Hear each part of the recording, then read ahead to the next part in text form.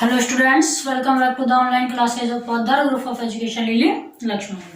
हम अपनी last video में क्या देखा था? एल्किल हैलाइडों के भौतिक गुणधर्म।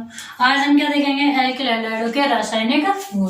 क्या देखेंगे आज हम? रासायनिक गुण। एल्किल हैलाइडों के रासायनिक गुण। रासायनिक गुण का मतलब यह होता है कि एल्किल हैलाइड किस किस तरह की अभिक्रियाएं कर सकते हैं, वो उनके बारे में जानना। ठीक है ना। भौतिक गुण में तो ये है, देखते हैं हम कि उनका रंग कैसा होता है, स्वाद में कैसे होते हैं, ठीक है ना। उनको जलाएंगे तो कैसा रंग प्राप्त होगा, ये सारी चीजें भौतिक गुण। रासायनिक गुण में बात करें तो रासायनिक गुण में सिर्फ रासायन मतलब अभिक्रियाओं से मतलब है कि एल्किल हैलाइड किस किस प्रकार की अभिक्रियाएं देते हैं। तो मुख्यतः ये 4 प्रकार की अभिक्रियाएं करते हैं। एल्किल हैलाइड मुख्यतः 4 प्रकार की अभिक्रियाएं करते हैं, जिनमें पहली और मोस्ट इंपोर्टेंट आपकी कौन सी है? नाभिक स्नेही प्रतिस्थापन अभिक्रियाएं। ऐसे विलोपन अभिक्रियाएं आएंगी, ऐसे तीसरी धातुओं से अभिक्रियाएं। तो आपकी पहली होती है नाभिक स्नेही प्रतिस्थापन अभिक्रियाएं, बहुत इंपॉर्टेंट है, काफी बार पूछी गई है। डायरेक्ट ऐसा नहीं आता है कि नाभिक स्नेही प्रतिस्थापन अभिक्रिया समझाइए, इसके प्रकारों के बारे में आएगा, कभी अंतर आ जाता है या फिर डायरेक्ट। अभी काफी क्वेश्चन बनेंगे इसमें, देखो क्या क्या बनेंगे। रासायनिक गुण में हम पहले क्या पढ़ रहे हैं? नाभिक स्नेही प्रतिस्थापन अभिक्रियाएं। अब नाभिक स्नेही प्रतिस्थापन अभिक्रिया क्या होती हैं? देखो नाम देखिए, नाम में क्या आ रहा है? नाभिक स्नेही। क्या आ रहा है नाम में? नाभिक स्नेही। नाभिक स्नेही क्या होगा? नाभिक मतलब के बीच में जो स्थित हो कोई परमाणु है, उसका नाभिक यही होगा। और हमें पता है कि नाभिक में क्या होते हैं? प्रोटॉन और न्यूट्रॉन होते हैं। प्रोटॉन और न्यूट्रॉन ही तो होते हैं। न्यूट्रॉन पर तो कोई चार्ज होता ही नहीं है, प्रोटॉन पर क्या चार्ज होता है? प्लस। इसका मतलब हम क्या ये कह सकते हैं कि नाभिक पर कौन सा चार्ज होता है? प्लस। कह सकते हैं ना कि नाभिक में कौन सा चार्ज होगा? Plus charge. अब ये है नाभिक स्नेही। क्या है? नाभिक स्नेही। तो नाभिक स्नेही क्या होंगे? नाभिक स्नेही वो होंगे जो इस प्लस की तरफ अट्रैक्ट होंगे। नाभिक स्नेही क्या होगा? सबसे पहले हम इसको समझ रहे हैं, नाभिक स्नेही क्या होगा। तो नाभिक का मतलब तो होता है प्लस, स्नेही का मतलब चाहने वाला। प्लस को कौन चाहेगा? माइनस, क्योंकि प्लस किसको अट्रैक्ट करता है? माइनस को। और माइनस किसको अट्रैक्ट करता है? प्लस को। आकर्षण होगा ना प्लस के बाद पास में किसका आकर्षण होगा? माइनस का। तो जो नाभिक स्नेही होंगे वो क्या होंगे? बहुत ज्यादा इलेक्ट्रॉनों वाले होंगे। या तो नाभिक स्नेही क्या होंगे? जिन पर इलेक्ट्रॉनिक घनत्व ज्यादा हो, यानी कि ऋणावेश होगा इन पर। क्या होगा? ऋणावेश होगा। कैसा? उच्चतम। उच्चतम ऋणावेश। नाभिक स्नेही ऐसे समूह होगा आपका, या ऐसे क्रियात्मक समूह होगा जिसमें क्या है? उच्चतम ऋणावेश होगा। ठीक है। क्यों? क्योंकि नाभिक स्नेही है, वो उसको नाभिक चाहिए, उसको क्या चाहिए? प्लस चाहिए। तो प्लस क्यों चाहिए? क्योंकि उसके पास माइनस जाता है और अपना जो बैलेंस है वो न्यूट्रलाइज करने के लिए, खुद को उदासीन करने के लिए उसको माइनस चाहिए। आकर्षण होता है ना। तो नाभिक स्नेही क्या होंगे? उच्चतम ऋणावेशित होते हैं। ठीक है। यह इलेक्ट्रॉनिक घनत्व उन पर बहुत ज्यादा होता है। ठीक है। नाभिक स्नेही समझ में आ गया। नाभिक स्नेही हमें समझ में आ गया कि कैसा होगा? उच्चतम ऋणावेशित होगा, या उसमें क्या होगा? इलेक्ट्रॉनिक घनत्व ज्यादा होगा। नाभिक स्नेही आ गया। अब आगे कह रहा है कि नाभिक स्नेही प्रतिस्थापन रिएक्शन। नाभिक स्नेही का क्या होगा? प्रतिस्थापन। देखो कैसे, एक एग्जांपल से समझते हैं हम इसको। किससे समझेंगे? एक एग्जांपल से समझते हैं। हमने एग्जांपल ले लिया C2H5X। ये हमारा क्या हो गया? एल्किल हैलाइड हो गया। और इसकी रिएक्शन हमने करवा दी किसके साथ में? KOH के साथ में। एक्वस विलयन लिया है। कैसा विलयन लिया है? एक्वस मतलब जलीय। तो अगर आप यहाँ जलीय विलयन की जगह एल्कोहलिक लोगे तो फिर रिएक्शन अलग होगी, फिर रिएक्शन विलोपन होगी। समझा देंगे कैसे होगी। यहाँ आपको एक्वस विलयन लेना है। अगर प्रतिस्थापन रिएक्शन सिर्फ एक्वस में ही होगी। देखो क्या होता है एक्वस में। एक्वस रिएक्शन, एक्वस जब लोगे जलीय जब कोई भी अल्कोहल जलीय रूप में रिएक्शन करती है, हमेशा ध्यान रखना, जलीय रूप में रिएक्शन करेगी तो अल्कोहल का निर्माण होगा। और अगर ये अल्कोहलिक रूप में ही करेगी, जलीय रूप में रिएक्शन करेगी तो अल्कोहल बनेगा। लेकिन अगर ये अल्कोहल रूप में ही रिएक्शन करती है तो फिर अल्कोहल नहीं, जल बाहर निकलेगा। उल्टा होता है। जलीय विलयन में करेगी रिएक्शन तो अल्कोहल बनेगा। लेकिन अगर यहाँ अल्कोहलिक होता, देखो दो रिएक्शन है, ये C2H5X प्लस KOH, ये जलीय विलयन में लिया था। अब हम ले लेते हैं अल्कोहलिक विलयन में। किसमें? अल्कोहलिक विलयन में अल्कोहल, ठीक है, अल्कोहल के रूप में ले लिया। अगर अल्कोहल के रूप में आप लोगे तो फिर ये आपकी विलोपन रहेगी। कैसे रहेगी? देखो मैंने आपको बताया था, ये जो एल्किल हैलाइड होते हैं ध्रुवीय प्रकृति के होते हैं। एल्किल हैलाइड कैसे होते हैं? ध्रुवीय प्रकृति के। ध्रुवीय प्रकृति के क्या होते हैं? हैलोजन जो होते हैं ये उच्चतम ऋणावेशित होते हैं। FCl Bri अधिक विद्युत ऋणात्मक तो होते हैं, पढ़ा होगा 11th में। तो इन पर क्या आता है? माइनस। इनका जो बंध होता है ये ध्रुवीय प्रकृति का होता है, इन पर क्या होता है? प्लस। टूटेगा माइनस प्लस। ध्रुवीय प्रकृति का क्यों है? क्योंकि हैलोजन क्या होता है? उच्चतम ऋणावेशित होता है, विद्युत ऋणात्मक होती है नहीं, ठीक है। ऐसे ये KOH होगा, KOH में OH माइनस में टूटेगा और ये के प्लस में। अब ये तो हमारा एल्किल हैलाइड था, यहाँ पर आपका न्यूक्लियोफिलिक क्या बनेगा? OH minus. ये आपका क्या है? न्यूक्लियोफिलिक। न्यूक्लियोफिलिक है, ये आपका क्या है? न्यूक्लियोफिलिक। न्यूक्लियोफिलिक या नाभिक स्नेही। क्या है आपका? ये नाभिक स्नेही। ये आपका है न्यूक्लियोफिलिक या नाभिक स्नेही। अब नाभिक स्नेही क्या करेगा? प्रतिस्थापन। देखो लिख रहा है नाभिक स्नेही का प्रतिस्थापन। ये जो नाभिक स्नेही है ये प्रतिस्थापित होगा। किससे प्रतिस्थापित होगा ये नाभिक स्नेही? देखो यहाँ माइनस आ रहा है तो माइनस किस पर जुड़ेगा? प्लस पर। और ये जो माइनस है ये इधर जुड़ेगा, तो क्या बनेगा? C2H5 तो है ही। अब इस X की जगह पर क्या जुड़ेगा? ये OH आ रहा है ना यहाँ, प्लस में बाहर क्या निकलेगा? ये K और ये X, KX, ये आपका बाहर निकलेगा, ठीक है ना। KX आपका बाहर निकलेगा और C2H5 OH बन गया। पहले C2H5X था, X की जगह पर क्या आ गया? OH आ गया। X की जगह पर क्या आया? अब OH ऐसे मान सकते हैं, या फिर X की जगह पर तो क्या आएगा? OH आ जाएगा और ये X आ जाएगा K पर। तो प्रतिस्थापन हुआ। किसका प्रतिस्थापन हुआ है? नाभिक स्नेही का। देखो ये नाभिक स्नेही तो है। अब ये अपनी जगह बदल के यहाँ आ गया और X ने X को खुद की जगह पर भेज दिया, हो गया ना प्रतिस्थापन। तो ऐसी अभिक्रिया है जिनमें नाभिक स्नेही का प्रतिस्थापित हो, ठीक है ना, क्या कहलाती है? प्रतिस्थापन अभिक्रियाएं कहलाती हैं। लेकिन ऐसा आपको डेफिनेशन कहीं पूछी नहीं जाएगी, ऐसी डेफिनेशन इसमें नहीं आती है। आपको जो समझाना था मेन चीज ये समझनी है, नाभिक स्नेही क्या होता है? जिसपे ऋणावेशित हो, ठीक है। नाभिक स्नेही प्रतिस्थापन अभिक्रिया, नाभिक स्नेही का क्या हो गया? प्रतिस्थापन। अब आता क्या है पेपर में? पेपर में पूछा जाता है SN1 और SN2 में अंतर क्या है। अब ये SN1 रिएक्शन क्या है, SN2 क्या है, ये आती है। तो नाभिक स्नेही प्रतिस्थापन अभिक्रिया को ही दो भागों में बांटा गया है। ये जो अभिक्रिया है इसको कितने भागों में बांटा गया है? 2। अब ये मत कहना कि इसमें कुछ लिखवाया नहीं, लिखकर क्या करोगे जब कभी आता ही नहीं है। नाभिक स्नेही प्रतिस्थापन अभिक्रिया कभी आती नहीं है तो लिखकर क्या करोगे? और आपको समझ में दिया ही है, लिखना भी चाहो तो। नाभिक स्नेही क्या होगा? नाभिक को चाहने वाला। नाभिक को कौन चाहेगा? जिस पर ऋणावेशित हो।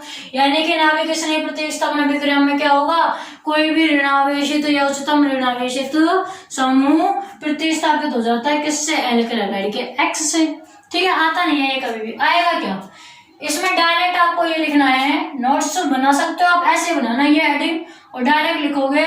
ये अभिक्रियाएं 2 प्रकार की होती हैं। ये अभिक्रियाएं 2 प्रकार की होती हैं, ये लिखना है आपको। और 2 प्रकार की अभिक्रिया कौन कौन सी होंगी? पहली होती है आपकी एक कणुक नाभिक स्नेही, एक कणुक नाभिक स्नेही प्रतिस्थापन अभिक्रियाएं या रिएक्शन, ठीक है, लिख सकते हैं ना। एक कणुक नाभिक स्नेही प्रतिस्थापन रिएक्शन, या इसको इस शॉर्ट रूप में क्या कहते हैं? एक अणुक है तो इसी को ही कहते हैं SN1 रिएक्शन। क्या बोलते हैं इसी को ही? SN1 reaction. देखो ध्यान रखना, ना तो आपको ऐसे लिखना है और ना ही ऐसे लिखना है। कैसे लिखना है? S कैपिटल और इसके नीचे N कैपिटल और 1, ये आपका राइट होगा। अगर ऐसे आप लिख रहे हो तो रॉन्ग है, और ऐसे आप लिख रहे हो तो भी रॉन्ग है, ये राइट होगा SN1। SN1 का मतलब क्या होता है? SN1 का मतलब ये होगा कि इस अभिक्रिया में जो अणु होगा वो कितने संख्या में भाग लेगा? 1, यानी कि अणु की कोटि क्या होगी? 1 अणु का मतलब 1 अणु भाग लेगा, ठीक है। और उसकी कोटि क्या होगी? मतलब रिएक्शन की कोटि क्या होगी? 1 होगी। ये इसका पहला प्रकार होता है। और दूसरा प्रकार इसका होता है, आप लिख सकते हो इसी का दूसरा प्रकार आप लिखोगे द्विअणुक। क्या होती है? द्विअणुक।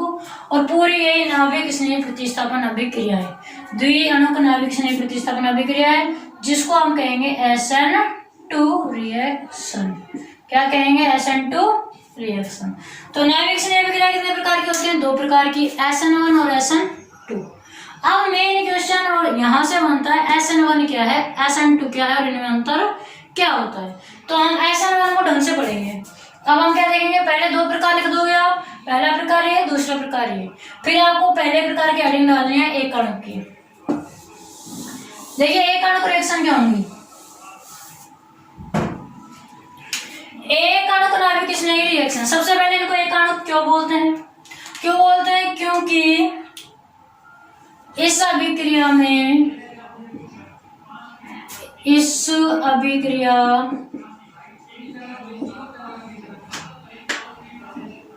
का वेग किस पर निर्भर करता है?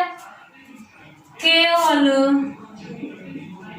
इस अभिक्रिया का वेग केवल एल्किल हैलाइड, एल्किल हैलाइड, केवल एल्किल हैलाइड पर, एल्किल हैलाइडों की सांद्रता पर निर्भर करता है, की सांद्रता पर निर्भर करता है। नाभिक स्नेही की सांद्रता पर नहीं। इसलिए इसे एकाणुक नाभिक स्नेही अभिक्रिया कहते हैं, अभिक्रिया कहते हैं। सिर्फ एल्किल हैलाइडों की सांद्रता पर करेगा, नाभिक स्नेही की सांद्रता पर नहीं। तो सिर्फ एल्किल हैलाइड मतलब एक अणु पर करता है, यानी कि इनकी कोटि क्या होगी? कहते हैं। अतः इसकी कोटि, चाहे आप ऐसे अलग से टॉपिक में लिख देना, इसकी कोटि 1 होती है। कोटि क्या होगी इसकी? 1 होगी, ठीक है। SN1 कहने का फर्स्ट रीजन बता दिया कि इसमें जो अभिक्रिया का वेग होगा वो सिर्फ एक ही अणु यानी कि सिर्फ एल्किल हैलाइड पर निर्भर करेगा, इसलिए एक अणु को रिएक्शन कहते हैं। दूसरा हम इसमें आप और अगर लिखना चाहो तो इसका दूसरा हम कह सकते हैं कि इस अभिक्रिया की क्रियाविधि में जो प्रथम पद होगा उसमें सिर्फ एक ही अणु भाग लेता है। दूसरा आप ये लिख सकते हो, इस रिएक्शन या अभिक्रिया की क्रियाविधि में या मैकेनिज्म में भी आप लिख सकते हो, इस रिएक्शन की क्रियाविधि के पहले पद में केवल एक ही अणु अभिक्रिया में भाग लेता है,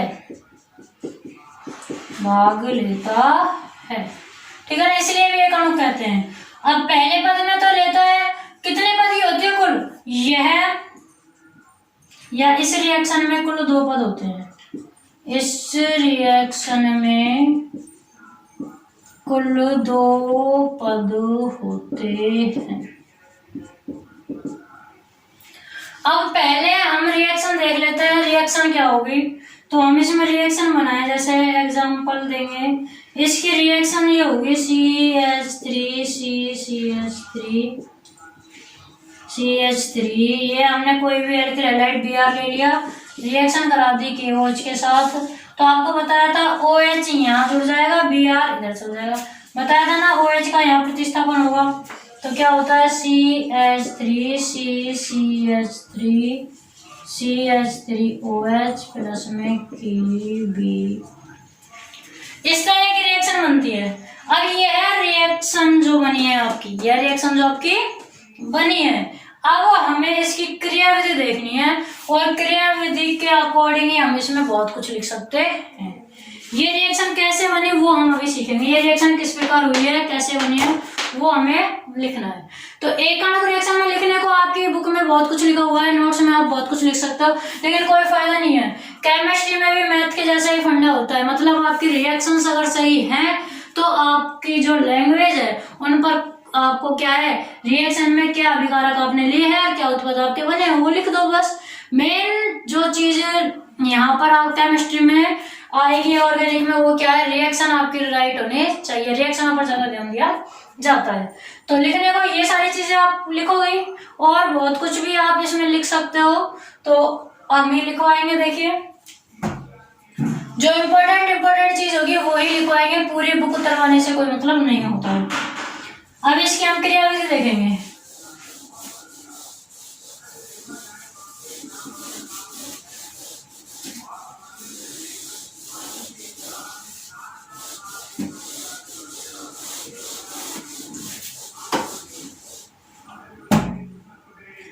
मैकेनिज्म या क्रियाविधि।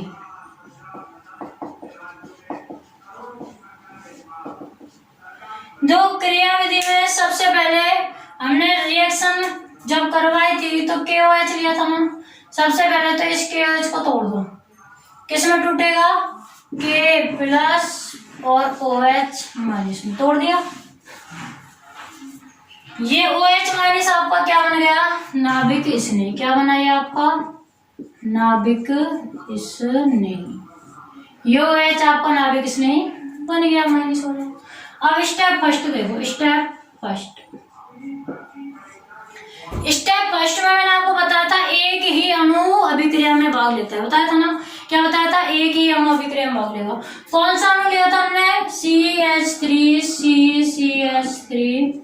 CH3Br, ये लिया था ना, CH3 इसको क्या बोल सकते हैं हम, 2-मेथिल ब्रोमो प्रोपेन। क्या बोल सकते हैं, 2 जगह ऐसे नाम दे सकते हैं हम इसको, 1 2 3, तो हम इसको बोल सकते हैं 2 ब्रोम मैथिल पहले आएगा ब्रोमो, 2-मेथिल ब्रोमो प्रोपेन। लेकिन हम अभी यहाँ नामकरण नहीं पढ़ रहे हैं, हम तो डायरेक्ट लिख सकते हैं क्या, CH3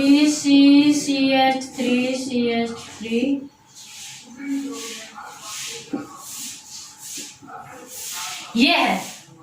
अब मैं ये आपका फर्स्ट स्टेप है, फर्स्ट स्टेप में क्या होगा, ये जो बंद होगा, ये जो आपके पास बंद है ये टूटेगा, ये बंद आपका क्या होगा, टूटेगा। अब ये आसानी से टूटेगा या बहुत देर में जाके टूटेगा, इनका रिश्ता बहुत गहरा है, बहुत टाइम से ये एक साथ है, तो ये आसानी से थोड़ी टूटेंगे, इनको क्या है, काफी टाइम लगेगा, ये आंशिक रूप से टूटेगा और इसको तोड़ने में बहुत ज्यादा टाइम भी लगेगा। तो जब ये टूटेगा तो Br तो क्या निकलेगा आपका, बाहर निकल जाएगा, Br तो आपका क्या निकल जाएगा, बाहर। बचेगा क्या आपका, क्या बचेगा, CH3 बचेगा, क्या आपका CH3 यहाँ क्या जाएगा, प्लस आ जाएगा, यहाँ क्या जाएगा, प्लस। क्यों आएगा प्लस, क्योंकि ये आपका टूट रहा है, इसमें क्या हो रहा है, विषमांश विखंडन हो रहा है, ये आपका टूटेगा। तो टूटेगा तो यहाँ इस पर क्या जाएगा, प्लस, और इस पर क्या आएगा, माइनस। ये आपका बाहर निकल गया, ये आपका क्या होगा, बाहर निकल गया, तो C पर क्या बच गया, प्लस। यहाँ आपका बनता है 3 डिग्री कार्ब धनायन। क्या बनता है, 3 डिग्री कार्ब धनायन। 3 डिग्री मतलब अन्य 3 कार्बन समूह से जुड़ा हुआ, इसलिए 3 डिग्री आपका 3 डिग्री कार्ब धनायन बन गया। और इसी को हम क्या कहते हैं, मध्यवर्ती। क्या कहते हैं, मध्यवर्ती। तो एक चीज हम इसमें क्या लिखेंगे कि इस अभिक्रिया के प्रथम पद में मध्यवर्ती का निर्माण होता है, या मध्यवर्ती 3 डिग्री कार्ब धनायन का निर्माण होता है। प्रथम पद कैसा होगा इसका? स्लो होगा। प्रथम पद कैसा होगा? स्लो, धीमी गति से होगा। धीमी गति से क्यों होगा? बहुत टाइम से ये एक साथ रह रहे थे, कार्बन और ब्रोमीन एक साथ है, तो ये अचानक ही तेज गति से थोड़ी टूटेगा, बंध को टूटने में टाइम लगेगा, तो बहुत धीमे धीमे ये टूटेगा। इसलिए प्रथम पद आपका कैसा होता है? स्लो मोशन में होगा। किसमें होगा? स्लो मोशन या धीमी गति में होगा। 3 डिग्री का अर्धनायन बन गया स्टेप फर्स्ट में। फिर स्टेप सेकंड में क्या होगा? स्टेप सेकंड देखो, स्टेप सेकंड में अब आपको जो ये मध्यवर्ती बना है, कार्बोनायन बना है, ये लिखो CH3 CH3 प्लस कार्बोनायन। इस कार्बोनायन के साथ में आपका जो यहाँ नाभिक किसने बना था OH, वो क्या करेगा? इस पर आक्रमण करेगा। इस कार्बोनायन पर कौन आक्रमण करेगा? आपका नाभिक किसने ही OH। सेकंड स्टेप में क्या होता है? कार्बोनायन पर नाभिक किसने क्या करता है? आक्रमण करता है। आक्रमण करेगा मतलब कि यहाँ ये जो प्लस है ये जो माइनस है इस प्लस से जुड़ेगा। आक्रमण करने का मतलब ये माइनस इस प्लस से जुड़ेगा, तो आपके पास में क्या बन जाएगा? CH3OH। इसने यहाँ आक्रमण कर दिया और क्या बना ली? अल्कोहल बना ली। 3 डिग्री अल्कोहल क्या बना ली इसने? 3 डिग्री अल्कोहल बना ली। या हम लिख सकते हैं डाइमेथिल अल्कोहल इसने बना लिया। 3 डिग्री अल्कोहल इसने बना लिया है। क्या बना लिया आपके पास? 3 डिग्री अल्कोहल। तो 2 ही स्टेप होते हैं इसमें। अब आपकी कंप्लीट हो गई, अल्कोहल बन गई। और ये जो के है वो आपके पास यहाँ Br था, के Br आपका क्या चला जाता है? बाहर चला जाता है। संपूर्ण रिएक्शन को हम नीचे लिख देंगे, संपूर्ण रिएक्शन। तो संपूर्ण रिएक्शन क्या होती है? CH3CH3Br प्लस में KOH। तो क्या होगा? ये OH यहाँ जुड़ गया था और CH3OH प्लस में Kb। ये आपकी क्या हुई? संपूर्ण रिएक्शन हुई। इस प्रकार से इस रिएक्शन का निर्माण हुआ। तो एक आणुक में हमें क्या क्या समझ में आया, वही अब हमें लिखना है। क्या लिखना है इसमें? क्या क्या समझ में आया हमें? कि यह अभिक्रिया 2 पदों में संपन्न होती है। प्रथम पद धीमी गति से होता है तथा उसमें मध्यवर्ती कार्बोनायन का निर्माण होता है, लिखेंगे। द्वितीय पद में फिर इस कार्बोनायन पर नाभिक किसने आक्रमण करता है, ठीक है ना, और क्या बना लेता है? अल्कोहल बना लेता है। और ये रिएक्शन आपकी क्या हो जाती है? संपूर्ण हो जाती है। इस रिएक्शन में जो क्रियाशीलता का क्रम होगा, इस रिएक्शन में क्रियाशीलता का क्रम क्या होगा? इस रिएक्शन में क्रियाशीलता का क्रम आप लिख लेना आगे। इस रिएक्शन में क्रियाशीलता का क्रम, क्रियाशीलता का क्रम क्या होगा? 3 degree is greater than 2 degree is greater than 1 degree is greater than CH3X। ठीक है ना? एक आणुक रिएक्शन में जो 3 डिग्री उत्पाद बनता है वो सबसे ज्यादा स्थायी होगा, फिर 2 डिग्री, फिर 1 डिग्री, फिर CH3X। अब जैसे यहाँ ये जो बन रहा है ये सर्वाधिक स्थायी है। अगर 2 डिग्री बनता तो इससे कम स्थायी होता, 1 डिग्री और कम होगा। ये इसकी क्रियाशीलता का क्रम होता है। अब इसके बारे में समझ में आपको आ गई SN1 रिएक्शन क्या है। अब इसके बारे में 2-4 पॉइंट जो आपको लिखना है वो अभी यहाँ लिख देते हैं, उनको आप नोट कर लेना। देखिए वो क्या क्या लिखना है वो आपको इसमें।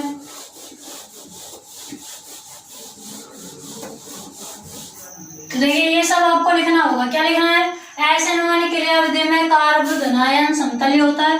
कार्बोधनायन बना था ना हमने, मध्यवर्ती अवस्था बनी थी, वो क्या है? कार्बोधनायन समतलीय होगा, जिसके कारण नाभिक किसने जो आपका कार्बोधनायन बनता है वो कैसा बनता है? समतलीय बनता है।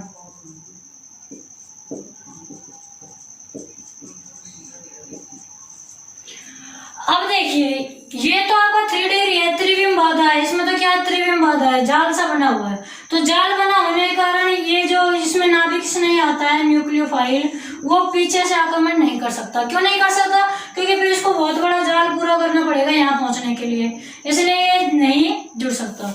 लेकिन अगर त्रिविम बाधा नहीं होती, ये नियो समूह की जगह ओनली यही होता CH3Br, सिर्फ CH3Br होता या CH3+ ही होता, तब ये न्यूक्लियोफिलिक पीछे से भी जुड़ सकता था। तो वही बात यहाँ लिखी हुई है, क्या लिखी गई है कि SN1 रिएक्शन में जो न्यूक्लियोफिलिक होगा नाभिक स्नेही वो आगे से भी अटैक कर सकता है, यानी कि यहाँ भी जुड़ सकता है, और पीछे से भी अटैक कर सकता है, पीछे भी जुड़ सकता है। CH3 में अगर X जुड़ोगे इधर भी जुड़ सकता है, उधर भी जुड़ सकता है।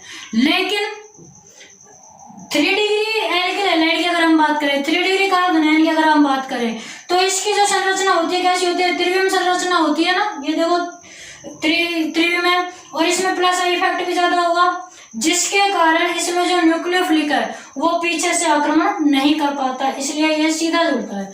यही यहाँ लिखा है कि नाभिक स्नेही सामने व पीछे दोनों तरफ से आक्रमण कर सकता है, लेकिन 3 डिग्री हैलाइडों में प्लस आई इफेक्ट व त्रिविम बाधा होने के कारण नाभिक स्नेही पीछे से आक्रमण नहीं करता है, पीछे से न्यूक्लियोफाइल नहीं जुड़ेगा, आगे से जुड़ता है यहाँ, ठीक है ना, ऐसे ही जोड़ा था। और हमने अब ये लाइन क्यों लिखी है, क्योंकि जब हम पढ़ेंगे SN2 रिएक्शन, द्विआणुक रिएक्शन जब हम पढ़ेंगे तो उसमें जो आपका न्यूक्लियोफिलिक होगा वो आक्रमण कहां से करेगा, पीछे से।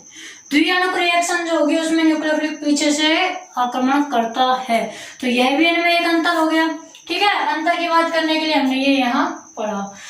इस रिएक्शन का प्रथम पद धीमी गति से होता है तथा मध्यवर्ती कार्ब धनायन का निर्माण करता है, लिख सकते हैं हम। मैकेनिज्म में देखा था हमने, प्रथम पद धीमी गति से, द्वितीय पद में मध्यवर्ती कार्ब धनायन पर नाभिक स्नेही आक्रमण करता है, द्वितीय पद में जो कार्ब धनायन होगा उस पर नाभिक स्नेही आक्रमण करेगा, और यह अभिक्रिया क्या हो जाती है, संपन्न हो जाती है।